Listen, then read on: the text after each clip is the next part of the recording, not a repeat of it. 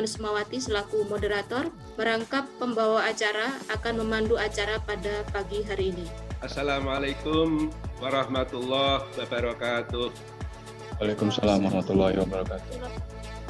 Kita bersyukur bahwa series dari webinar yang di-arrange oleh Governance Laboratory sudah semakin banyak diminati, dan kali ini kita akan webinar mengenai pilkada serentak dalam perspektif ilmu administrasi publik.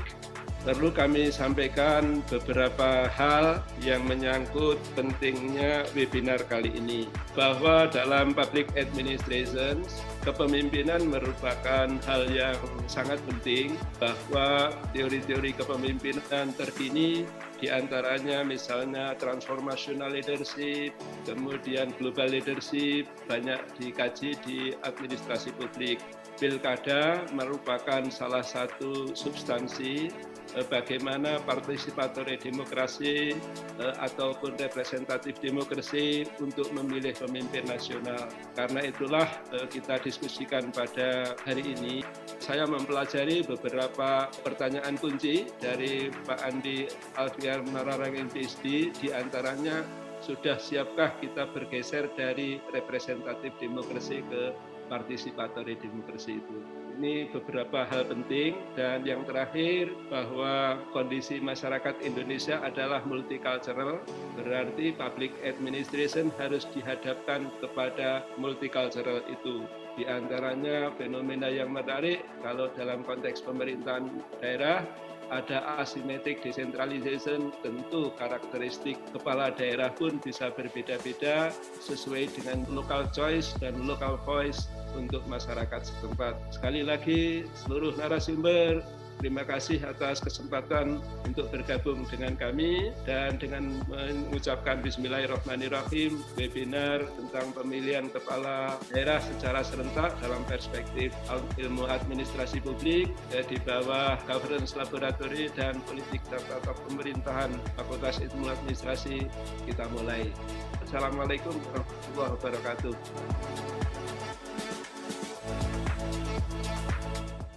Assalamualaikum warahmatullahi wabarakatuh. Saya ingin memulai dari satu pernyataan yang sangat terkenal baik di kalangan akademisi ataupun terutama di kalangan militer. Ada tulisan di depan batalion Kostrad, KRI harga mati. Saya membaca pernyataan itu sebagai determinasi, sebagai tekad bulat untuk mempertahankan negara ini di dalam format negara kesatuan dan negara republik. Artinya segala macam ide-ide yang tidak relevan atau bertentangan dengan prinsip-prinsip negara kesatuan dan ide-ide politik yang bertentangan dengan gagasan republik itu harus ditolak, karena ini sudah harga mati. Lalu apa relevansi pilkada bagi masa depan politik Indonesia yang tadi NKRI harga mati? Mari kita lihat beberapa fenomena yang belakangan berkembang. Pertama, mari kita mulai dari Indonesia. Indonesia itu sebelumnya bukan sebuah entitas politik.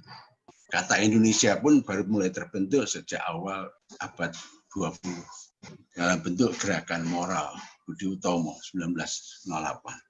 Sebelumnya itu merupakan diskursus bahwa di sebelah timur India itu ada orang, ada pulau-pulau, ada yang kemudian dikenal dengan Indus dan Mesos. Kata Indonesia baru muncul awal abad 20, mulai terkenal di luar Belanda. Jadilah Indonesia kemudian berkembang menjadi sebuah entitas politik. Mulai mengkristal sejak Sumpah Pemuda 1928. Ada 3 prinsip yang ingin diwujudkan di dalam Sumpah Pemuda itu. Adalah satu, tanah air yang bersatu, satu kebangsaan, dan satu bahasa. Dari 3 ini kelihatannya yang paling sudah menjadi, itu adalah bahasa.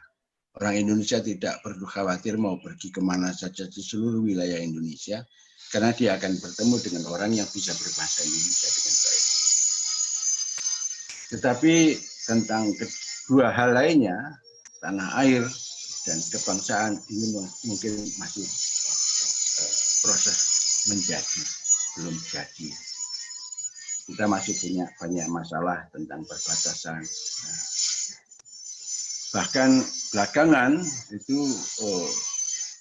yang muncul seakan-akan diskursus politik baru bahwa provinsi A, kabupaten A, kabupaten B, wali ke kota ini, kota itu adalah tanah airku. Jadi bukan Indonesia tanah airku, tetapi provinsi tertentu tanah airku. Keberadaan wilayah-wilayah itu terpisah-pisah seakan-akan seperti itu. Gerakan-gerakan separatisme juga masih muncul dan belum sepenuhnya landai. Ya. Kita baru saja selesai dengan urusan GAM, belum selesai dengan urusan Papua, yang sebelumnya ada RMS, dan seterusnya.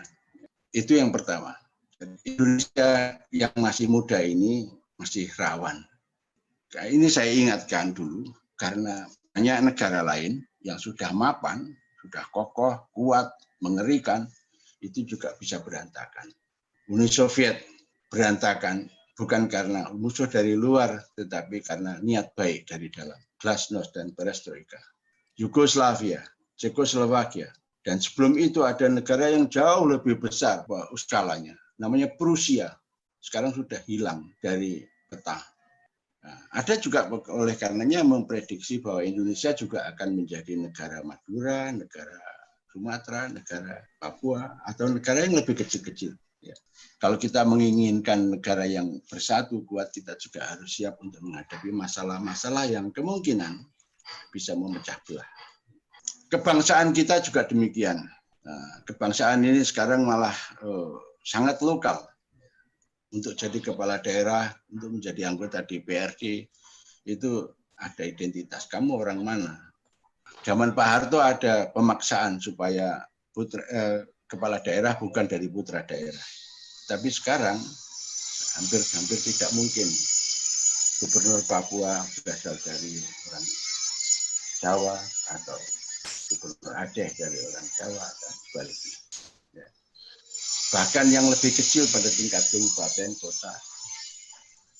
Jadi seakan-akan kebangsaan ini melakukan terjadi penyempitan menjadi lokalitas.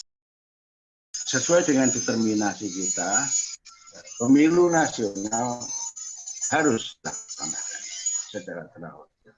Karena pemilu itu menjadi sumber legitimasi politik bagi pemimpin nasional. Tapi apakah dengan demikian perlu ada pilkada? Nanti dulu. Selama sejarah ke belakang, kita lihat bahwa konsep kenegaraan dan konsep demokrasi itu tidak berakar di dalam Indus dan Nesos. Ini fenomena baru. Demokrasi, pemilu, itu kita pinjam dan kita cangkokkan ke dalam sistem politik kita. Jadi ya bisa jadi sudah mapan, ada yang masih belum pas dan sebagainya.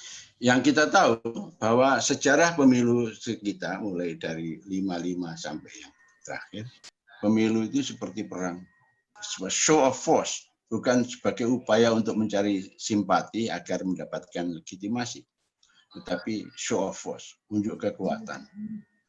Yang terakhir bahkan keputusan siapa pemenang pemilu harus diambil tengah malam dengan disekat sedemikian rupa oleh Tito. Sistem pemilunya juga masih bongkar pasang. Tahun 55 berbeda dengan tahun 71 dan seterusnya. Kita belum mempunyai satu sistem pemilu yang mapan, yang setiap orang tahu, begini loh pemilu seharusnya. Karena setiap kali berganti-ganti. Sekarang ada fenomena lebih baru lagi, adalah fenomena pilkada. Sama tujuannya mencari legitimasi politik, tetapi lokal. Ya, lokal.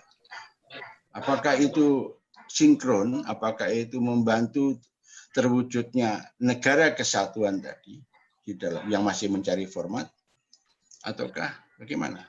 Apakah memang benar pilkada itu diperlukan?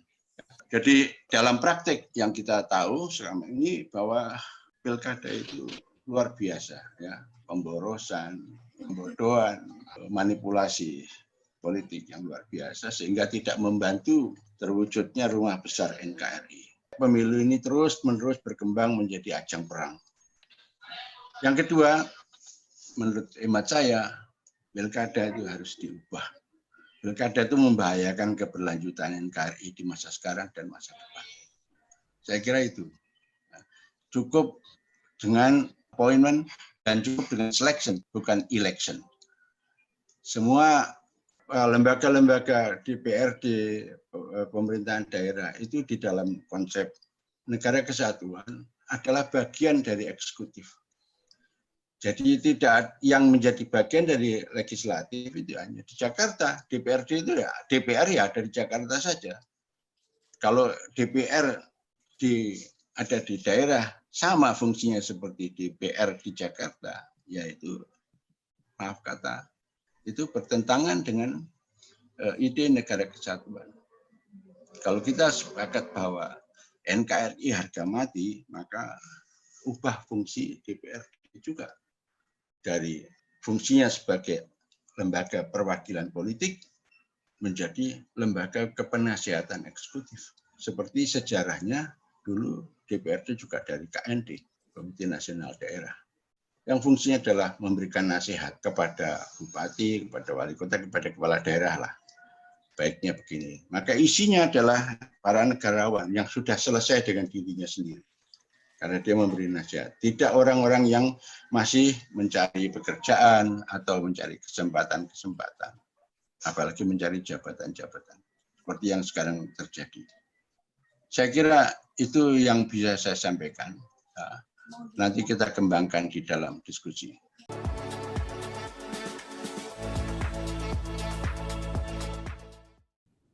Saya dapat pesan untuk membahasnya dari aspek hukum. Saya mengasumsikan pesertanya dari kawan-kawan administrasi negara. Jadi persoalan substansinya, kontennya, pemilihan umum itu di arena politik, saya tidak komentari. Ini tempatnya, kawan-kawan semua tadi sudah dipaparkan oleh Mas Lukman, nanti akan lebih seru lagi oleh Pak Bambang dan Mas Andi.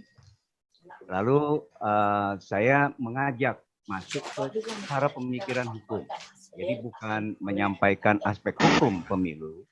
Saya sengaja menyebutnya pemilu bukan pilkada, karena nanti ada bagian yang kita bahas.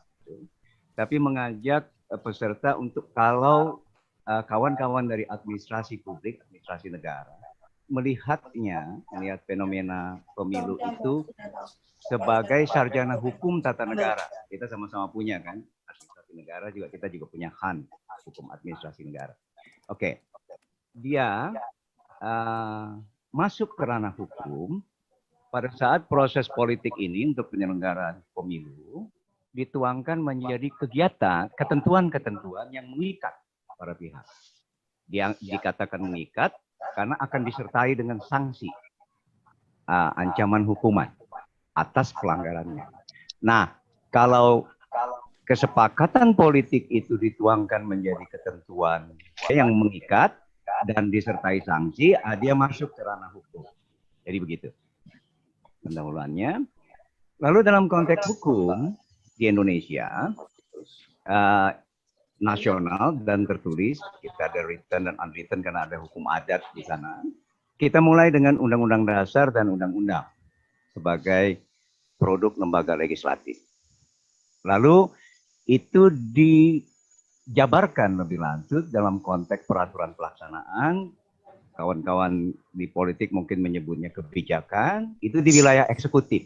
Jadi payung dari kekuasaan eksekutif, penyelenggaraan di eksekutif itu adanya di undang-undang dan undang-undang dasar yang dibuat legislatif. Kemudian wujud hukum berikutnya pada saat terjadi pelanggaran terhadap ketentuan-ketentuan hukum, lalu nanti ada putusan hakim di wilayah yudisial. Urut-urutannya begitu. Jadi wujud hukum itu tidak hanya undang-undang, tapi juga kebijakan karena pelaksanaan dari undang-undang. Lalu juga mewujud dalam bentuk vonis hakim kalau terjadi pelanggaran sengketa ketentuan hukum. Kemudian kita punya pembidangan. Kalau secara akademik di Indonesia rata-rata hukum itu punya hukum pidana, perdata, tata negara, administrasi negara, internasional, selain hukum adat dan hukum Islam. Yang mau disampaikan, masing-masing ini ada pakemnya sendiri. Jadi kalau bahasa Belandanya itu stelsel atau sistem yang berbeda-beda. Saya ilustrasikan, saya dari hukum tata negara, tapi ilustrasi yang paling mudah mungkin antara pidana dan perdata. Dalam konteks pidana, karena kita mengadopsi cara berpikir hukum ex Hindia Belanda yang konkordan dengan negeri Belanda yang dipengaruhi oleh hukum Romawi, pidana itu hukum publik. Yang dimaksud dengan hukum publik, negara ikut campur di situ, ada kepentingan negara di dalam situ. Ada kesalahan, ada pelanggaran hukum, ada kejahatan di pidana. Dalam konteks pakemnya tadi itu, di pidana itu negara ikut campur mencari kebenaran material sebutannya. Jadi kalau ada kejadian, hakim kalau di peradilan itu mengejar hal-hal yang sifat material, substansi.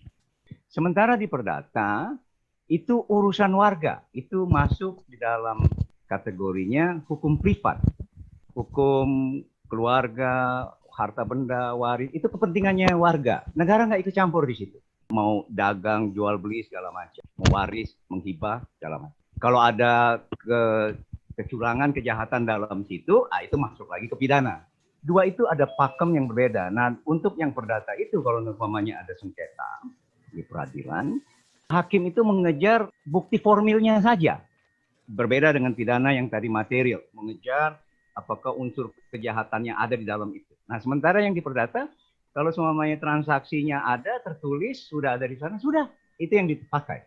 Ya kalau ada kecurangan, kebohongan, penipuan, itu lain lagi. Itu masuk lagi ke pidana. Nah, struktur berpikir ini, atau pakem ini berbeda-beda. Nah, jadi nanti kenapa saya sampaikan ini, supaya nanti pada saat kita bicara pemilu, atau kasus apa aja sebenarnya, itu seginya banyak. Sebutannya cuma satu hukum, tapi seginya banyak.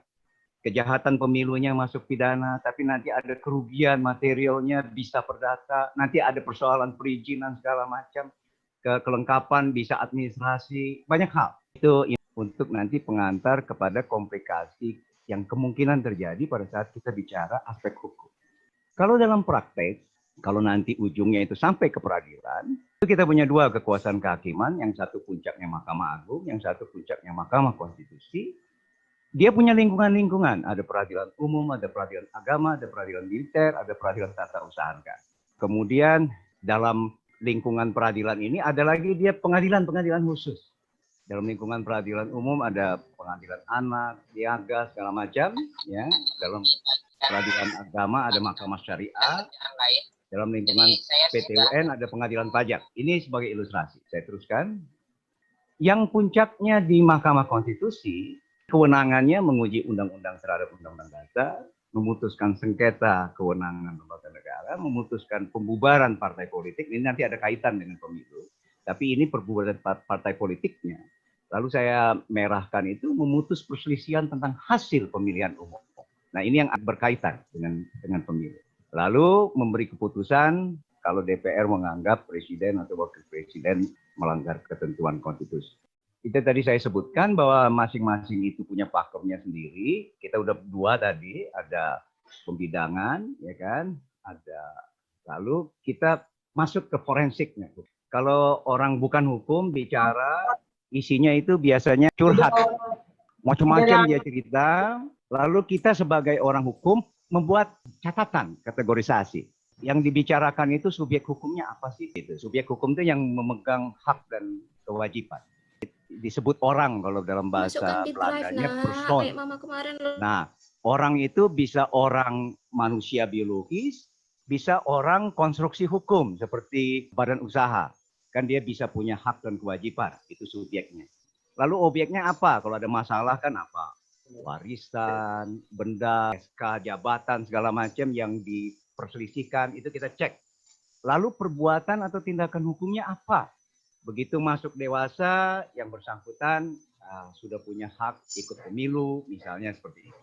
Begitu sudah menikah, lalu walaupun belum dewasa, yang bersangkutan dianggap dewasa, lalu juga bisa ikut pemilu, misalnya seperti itu. Peristiwa hukumnya apa? Kalau dibilang money politik segala macam, saya mengikuti semua beritanya, yang paling sulit itu justru nanti pembuktiannya di peradilan. Lalu hubungan hukumnya, jadi walaupun ada peristiwa hukum, apa kaitannya dengan yang bersangkutan? Tidak bisa semua orang mengkomplain semua hal yang ada kaitan, yang ada relasinya. Maksudnya peristiwanya ada X yang terpilih misalnya, lalu kemudian X itu wafat, lalu suaranya pindah ke siapa, nah hubungan hukumnya yang berikutnya kemudian ada peserta lainnya. Nah ada kaitannya. Nah, kemudian baru nanti bicara tentang akibat hukum.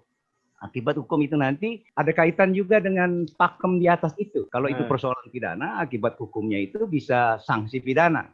Kalau itu administrasi, sanksi administrasi. Setelah itu, ini ilustrasinya. Saya cuma ambil 1-2 untuk ilustrasi, melihat setelah ada hal itu, lalu kita ada hal apa yang ada kaitan dengan pemilu. Di wilayah legislatif, soal penormaan yang tidak tuntas dalam Undang-Undang Dasar. Di pasal 18 ayat 4 Undang-Undang Dasar, di bab tentang pemerintahan daerah, disebut gubernur, bupati, dan wali kota masing-masing sebagai kepala pemerintah daerah, provinsi, kabupaten, dan kota, dipilih secara demokratis. Saya kasih merah dengan kata demokratis. Lalu di pasal 22E ayat 2 Undang-Undang Dasar 1945, bab tentang pemilihan umum, tidak disebut bahwa gubernur, bupati, wali kota itu bagian dari pemilihan umum. Yang disebut DPR, DPD, Presiden, Wakil Presiden, dan DPRD. Ini pernah dulu masuk ke MK. MK dibikin bingung juga, norma yang tidak jelas. Pertanyaannya begini, jika pemilihan kepala daerah secara demokratis dimaksudkan bukan melalui pemilihan umum, itu di putusan MK yang pertama, pilkada tidak masuk rezim pemilu, karena tidak disebutkan di bab tentang pemilu. Lalu bentuk pemilihan kepala daerahnya itu apa? Undang-Undang Dasar 1945 tidak menjelaskan itu. Ini norma yang mengambang. Jadi kalau dibilang tidak stabil, selalu berubah dan segala macam, ini cara-cara membuat norma yang tidak jelas seperti ini. Disebut demokratis, tidak pemilu.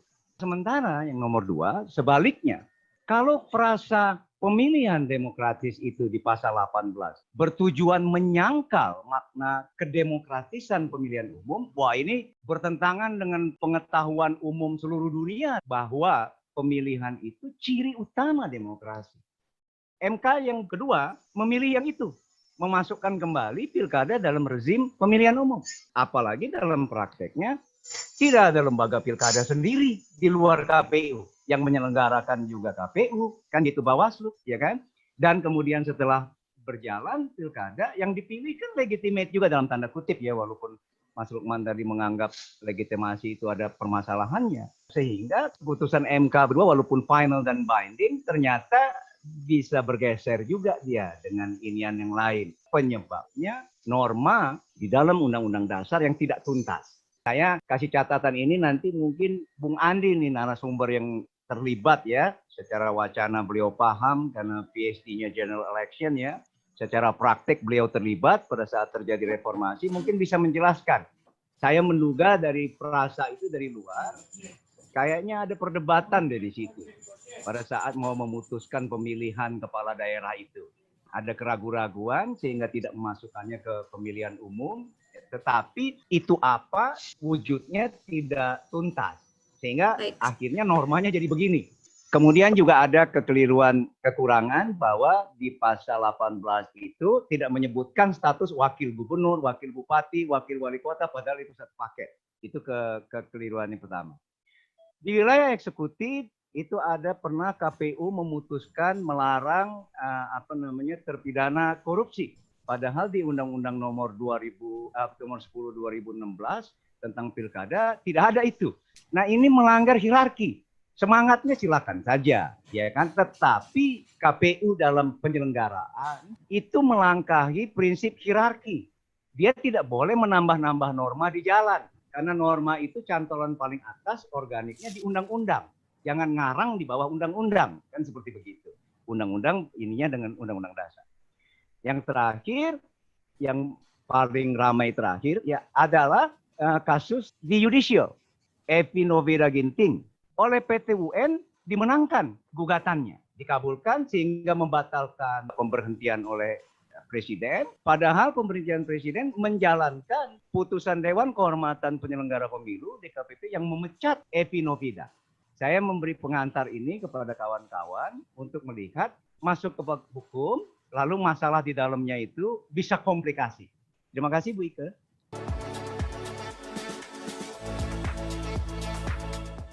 Baik, terima kasih banyak Pak Laurel. Saya juga sudah mulai komplikasi nih Pak. Penjelasan Bapak tentang hukum tadi. Complicated begitu ya. Kemudian tadi apa yang disampaikan oleh Pak Lukman ada beberapa poin yang saya tangkap, yaitu tentang pilkada ya Pak. Harus dipertimbangkan kembali karena menurut beliau ada beberapa banyak kelemahan. Beliau menyarankan untuk appointment dan selection saja seperti itu. Sedangkan dari Pak Laurel inti yang saya tangkap bahwa permasalahan pilkada ini nanti ketika masuk ke dalam hukum, ranah hukum, maka seginya akan banyak sekali.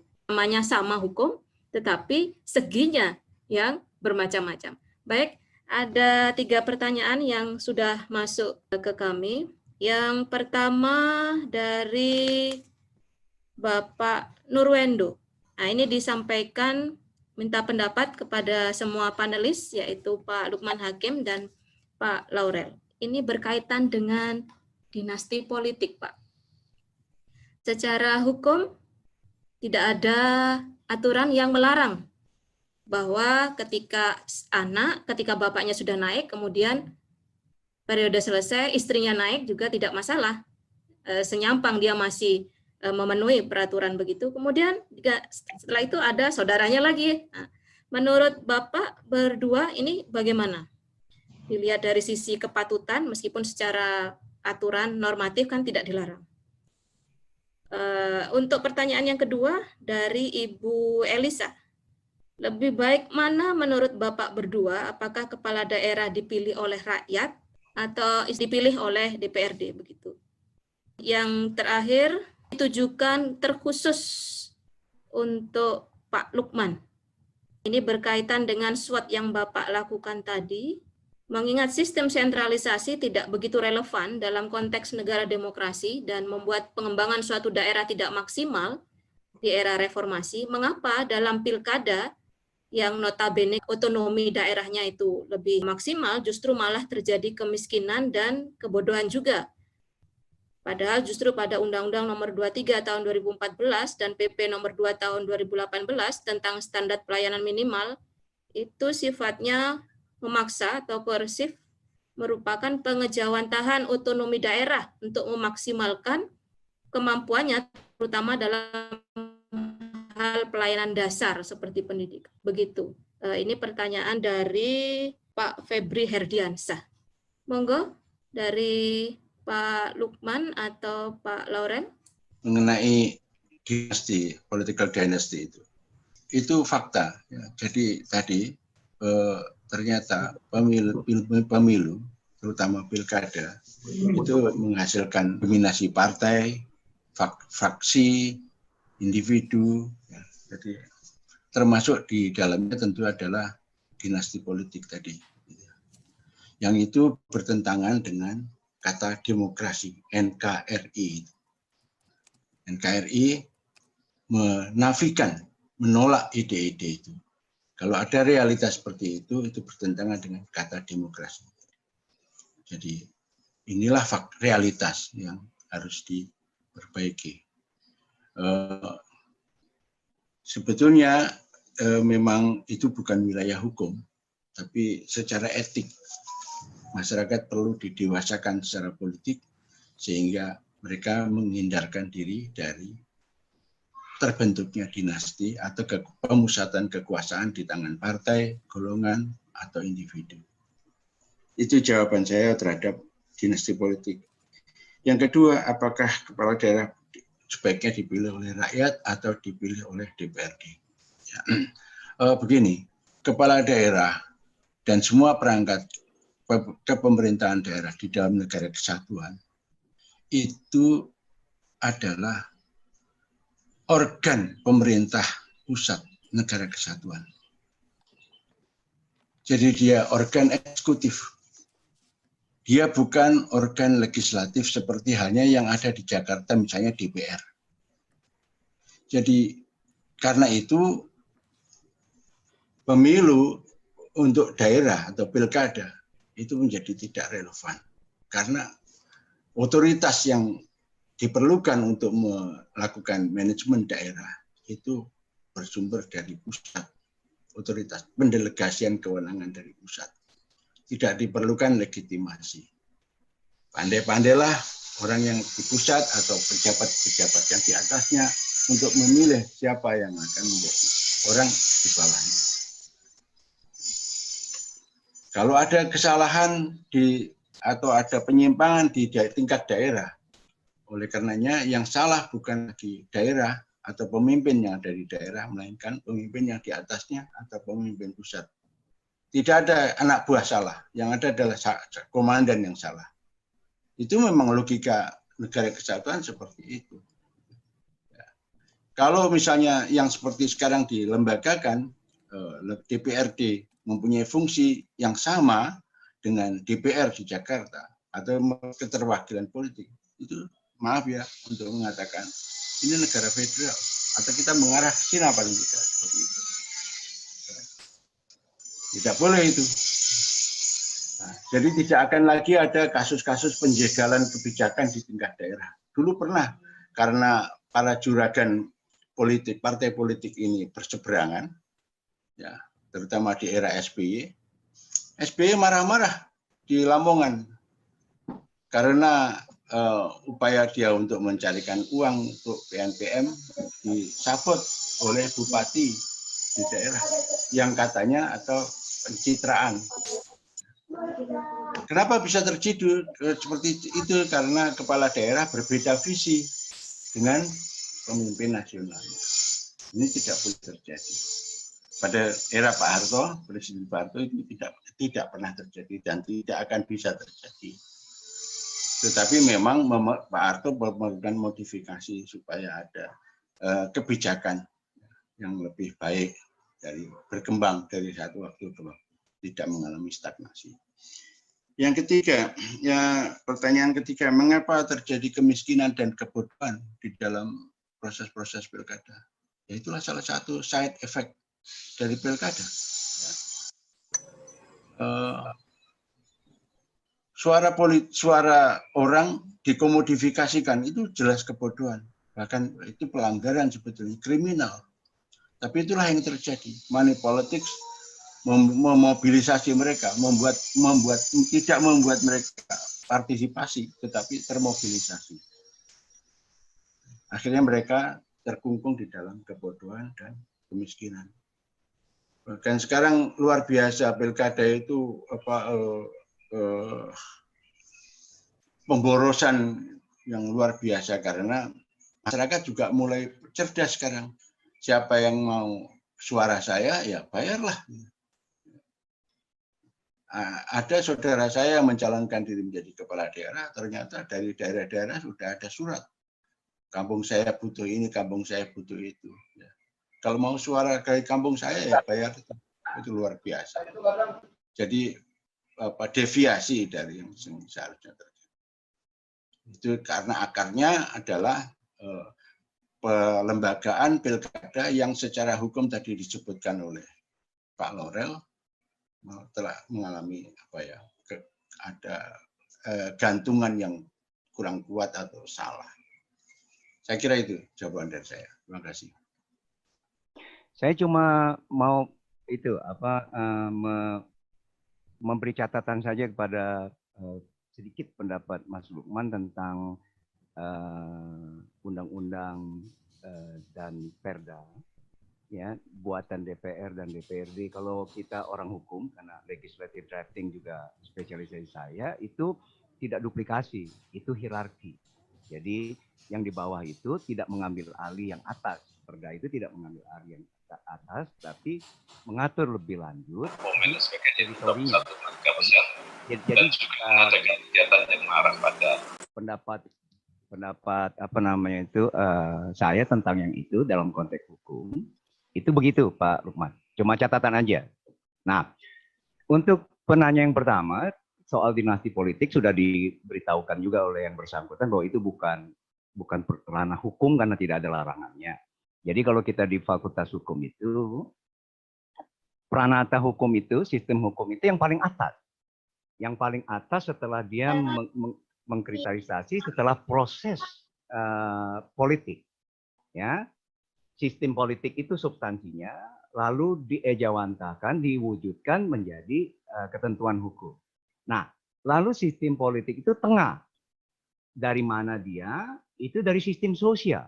Nah, sehingga kita di Fakultas Hukum juga mendapat mata kuliah sosiologi, antropologi, ya, dan ilmu politik untuk mengetahui itu. Jadi kalau semuanya soal dinasti, bagaimana value yang ada di sistem sosial kita?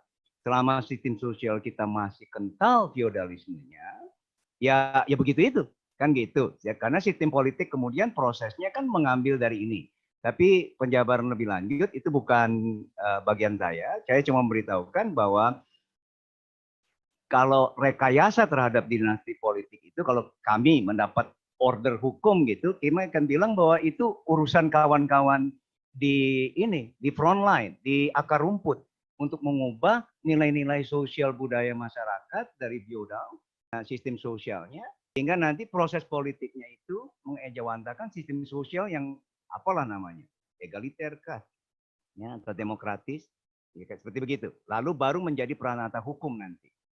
Lalu untuk yang penanya kedua, saya cuma memberi catatan, bukan pro kontra terhadap sebaiknya kepala daerah dipilih oleh rakyat atau DPRD, karena sebagai orang hukum tergantung kesepakatan politiknya, kan begitu. Nah, cuma dalam konteks review kita kan mestinya membuat juga sebelum membuat peraturan atau merubah peraturan kan mestinya kan ada kertas kerjanya itu. Ya, nah itu mestinya jangan fenomenologis, betul-betul dikaji. Karena kita suka ya baru berjalan sebotong sudah mau dirubah lagi, kan begitu. Padahal untuk evaluasi kalau di pengajaran 5 tahun pertama diikuti 5 tahun kedua diikuti 5 tahun itu nanti yang 5 kali 5 tahun itu baru ketahuan mana yang lebih baik. Jadi nggak bisa seketika. Nah, saya berikan kepada kawan-kawan yang empirik untuk mendalami apa betul persoalan kepemimpinan di daerah itu berkaitan erat dengan persoalan pilkada atau pilkada itu hanya bentuk luar dari persoalan lainnya, kan kayak begitu, ya kan?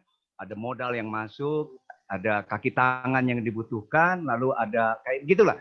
Ya, nanti kawan-kawan yang ilmu politik yang lebih paham itu. Saya cuma memberi catatan bahwa kalau menyebut kepala daerah, kami juga membacanya itu ada 2.